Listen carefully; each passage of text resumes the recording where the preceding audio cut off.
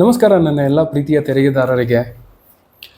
ನೋಡಿ ಸರ್, ನಾನು ಒಂದು ಪ್ರೊಪ್ರೈಟರ್ಶಿಪ್ ಬಿಸ್ನೆಸ್ಸನ್ನು ರನ್ ಮಾಡ್ತಾ ಇದ್ದೀನಿ. ಅಂದರೆ ಇಂಡಿವಿಜುವಲ್ ಆಗಿ ನಾನು ಒಬ್ಬನೇ ರನ್ ಮಾಡ್ತಿರೋಂಥ ಬಿಸ್ನೆಸ್. ನಾನು ಯಾರು ಪಾರ್ಟ್ನರ್ಸ್ಗಳನ್ನು ಬಿಸ್ನೆಸ್ಸಲ್ಲಿ ತೊಗೊಂಡಿಲ್ಲ. ಹಲವಾರು ಮಿಸ್ಅಂಡರ್ಸ್ಟ್ಯಾಂಡಿಂಗ್ ಬರುತ್ತೆ. ಇನ್ವೆಸ್ಟ್ಮೆಂಟ್ ವಿಚಾರಕ್ಕಿರ್ಬೋದು, ಅಥವಾ ಪ್ರಾಫಿಟ್ ಶೇರ್ ಮಾಡೋ ವಿಚಾರಕ್ಕಿರ್ಬೋದು, ಅಥವಾ ದುಡ್ಡಿನ ವಿಚಾರದಲ್ಲಿ ಬ್ಯಾಂಕಿಂದ ಡ್ರಾ ಮಾಡೋದು ಅಥವಾ ಡೆಪಾಸಿಟ್ ಮಾಡೋದು, ಅಥವಾ ಕೆಲವೊಂದು ಸೇಲ್ಸ್ ಆಗ್ತಾಯಿದೆ ನಮ್ಮ ಗಮನಕ್ಕೆ ಬರ್ದೇ ಸೇಲ್ ಮಾಡಿಕೊಂಡು ದುಡ್ಡೆಲ್ಲ ಎನ್ಕ್ಯಾಶ್ ಮಾಡ್ಕೊಳ್ಳೋ ಅಂಥ ಸಿಚುವೇಷನ್ಗಳೆಲ್ಲ ಇರುತ್ತೆ. ಸೊ ಹಾಗಾಗಿ ನಾನು ಯಾವುದೇ ಪಾರ್ಟ್ನರನ್ನು ನಾನು ಬಿಸ್ನೆಸ್ಗೆ ತೊಗೊಂಡಿಲ್ಲ. ನಾನು ಒಬ್ಬನೇ ಇಂಡಿವಿಜುವಲ್ ಆಗಿ ರನ್ ಮಾಡ್ತಾಯಿದ್ದೀನಿ.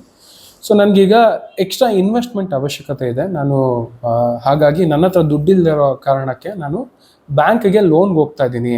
ನನಗೆ ಕೆಲವೊಂದಷ್ಟು ಡಾಕ್ಯುಮೆಂಟ್ ಬೇಕಾಗಿದೆ. ನನಗೆ ಬಿಸ್ನೆಸ್ ನೇಮ್ ಮೇಲೆ ಒಂದು ಪ್ಯಾನ್ ಕಾರ್ಡ್ ಬೇಕು, ಹಾಗೆ ಬಿಸ್ನೆಸ್ದೇ separate income tax return file ಮಾಡಿಕೊಡ್ಬೇಕು ಅನ್ನುವಂಥ ಕ್ವೆಶ್ಚನನ್ನು ಒಬ್ಬರು ಕ್ಲೈಂಟ್ ಕೇಳಿದ್ರು. ವಿಡಿಯೋನ ತಪ್ಪದೆ ಕೊನೆವರೆಗೂ ನೋಡಿ, ಪೂರ್ತಿ ಮಾಹಿತಿಯನ್ನು ಕೊಡ್ತೀನಿ. ಹಾಗೆ ನಿಮ್ಮಲ್ಲಿ ಯಾರು ಇನ್ನೂ ಈ ಚಾನಲನ್ನು ಸಬ್ಸ್ಕ್ರೈಬ್ ಮಾಡಿಲ್ಲ, ಪ್ಲೀಸ್ ಸಬ್ಸ್ಕ್ರೈಬ್ ಮಾಡಿ. ವಿಡಿಯೋ ಇಷ್ಟ ಆದರೆ ಲೈಕ್ ಮಾಡಿ, ಕಮೆಂಟ್ ಮಾಡಿ, ಶೇರ್ ಮಾಡಿ. ಹಾಗೆ ಬೆಲ್ ಐಕಾನ್ ಪ್ರೆಸ್ ಮಾಡೋದನ್ನು ಮರಿಬೇಡಿ, ಯಾಕಂದರೆ ನಾನು ಮಾಡೋವಂಥ ಎಲ್ಲ ವಿಡಿಯೋಗಳ ನೋಟಿಫಿಕೇಷನ್ ತಕ್ಷಣ ನಿಮಗೆ ಬರುತ್ತೆ.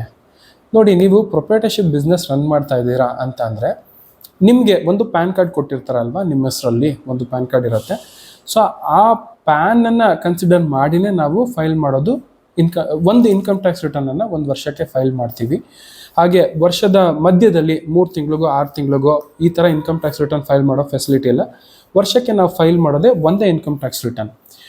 ಹಾಗೆ ಆ ಇನ್ಕಮ್ ಟ್ಯಾಕ್ಸ್ ರಿಟರ್ನಲ್ಲಿ ನಾವು ಒಬ್ಬ ವ್ಯಕ್ತಿಯ ಯಾವುದೇ ಸೋರ್ಸಸ್ ಆಫ್ ಇನ್ಕಮ್ ಇರ್ಬೋದು, ಸ್ಯಾಲರಿ ಇರ್ಬೋದು, ರೆಂಟಲ್ ಇನ್ಕಮ್ ಇರ್ಬೋದು, ಬಿಸ್ನೆಸ್ ಇನ್ಕಮ್ ಇರ್ಬೋದು, ಅಥವಾ ಪ್ರಾಪರ್ಟಿ ಸೇಲ್ ಪರ್ಚೇಸ್ ಮಾಡ್ತಾ ಇದ್ದಾರೆ, ಅಥವಾ ಸ್ಟಾಕ್ ಮಾರ್ಕೆಟ್ ಟ್ರಾನ್ಸಾಕ್ಷನ್ ಮಾಡ್ತಾ ಇದ್ದಾರೆ, ಅಥವಾ ಕಮಿಷನ್ ಇನ್ಕಮ್ ಬರ್ತಾ ಇದೆ, ಬ್ಯಾಂಕಿಂದ ಇಂಟ್ರೆಸ್ಟ್ ಬರ್ತಾ ಇದೆ, ಇಂಥ ಎಲ್ಲ ಆದಾಯದ ಮೂಲಗಳನ್ನು ಒಂದೇ ಇನ್ಕಮ್ ಟ್ಯಾಕ್ಸ್ ರಿಟರ್ನಲ್ಲಿ ನಾವು ಸೇರಿಸ್ಕೊಂಡು ITR ಫೈಲ್ ಮಾಡೋ ಅಂಥದ್ದು. ಓಕೆನಾ?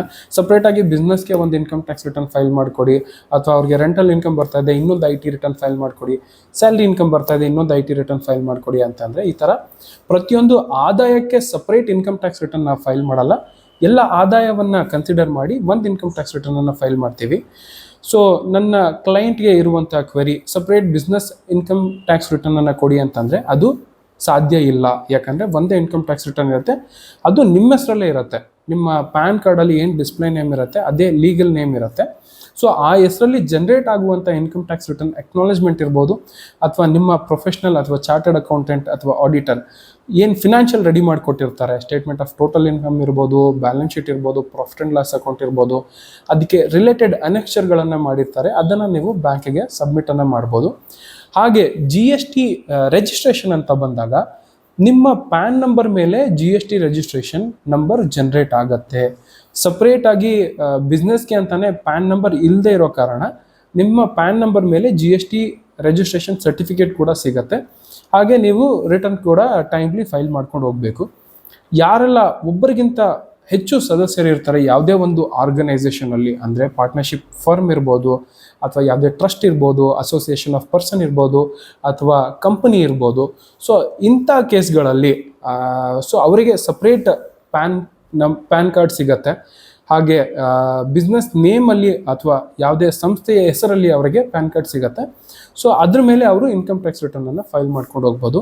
ಅನ್ಲೆಸ್ ಅಂಟಿಲ್ ಬೇರೆ ಯಾವುದೇ ಆರ್ಗನೈಸೇಷನ್ ಇಲ್ಲ ಅಂತಂದರೆ, ನೀವು ಇಂಡಿವಿಜುವಲ್ ಆದರೆ ನಿಮ್ಮದೇ ಒಂದು ಇನ್ಕಮ್ ಟ್ಯಾಕ್ಸ್ ರಿಟರ್ನ್ ಇರುತ್ತೆ, ಹಾಗೆ ನಿಮ್ಮ ಹೆಸರಲ್ಲೇ GST ನಂಬರ್ ಬರೋದ್ರಿಂದ ಈ ಎರಡು ಇನ್ಫಾರ್ಮೇಷನ್ಗಳನ್ನು, ಅಥವಾ ಅವ್ರು ಬೇರೆ ಏನು ಇನ್ಫಾರ್ಮೇಷನ್ ಕೇಳ್ತಾರೆ, GST ರಿಟರ್ನ್ಸ್ ಇರ್ಬೋದು, ಅಥವಾ ಕೆಲವೊಂದು ಅಡಿಷ್ನಲ್ ಇನ್ಫಾರ್ಮೇಷನ್ ಕೇಳ್ತಾರೆ, ಪ್ರೊಜೆಕ್ಟೆಡ್ ಫಿನಾನ್ಷಿಯಲ್ಸ್ ಇರ್ಬೋದು, ಅಥವಾ ಪ್ರೊವಿಷನಲ್ ಫಿನಾನ್ಷಿಯಲ್ಸ್ ಇರ್ಬೋದು, ಅಥವಾ ನೆಟ್ವರ್ಕ್ ಸರ್ಟಿಫಿಕೇಟ್ ಇರ್ಬೋದು.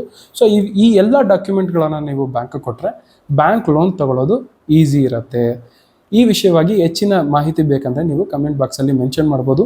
ಯಾವುದೇ ಇನ್ಫಾರ್ಮೇಷನ್ ಕಾನ್ಫಿಡೆನ್ಷಿಯಲ್ ಆಗಿದೆ ಅಂತಂದರೆ ನನಗೆ ವಾಟ್ಸಪ್ ನಂಬರ್ ಕೂಡ ನಾನು ಡಿಸ್ಕ್ರಿಪ್ಷನಲ್ಲಿ ಮೆನ್ಷನ್ ಮಾಡಿರ್ತೀನಿ. ನೀವು ವಾಟ್ಸಪ್ ಮೆಸೇಜ್ ಕೂಡ ಡ್ರಾಪ್ ಮಾಡ್ಬೋದು.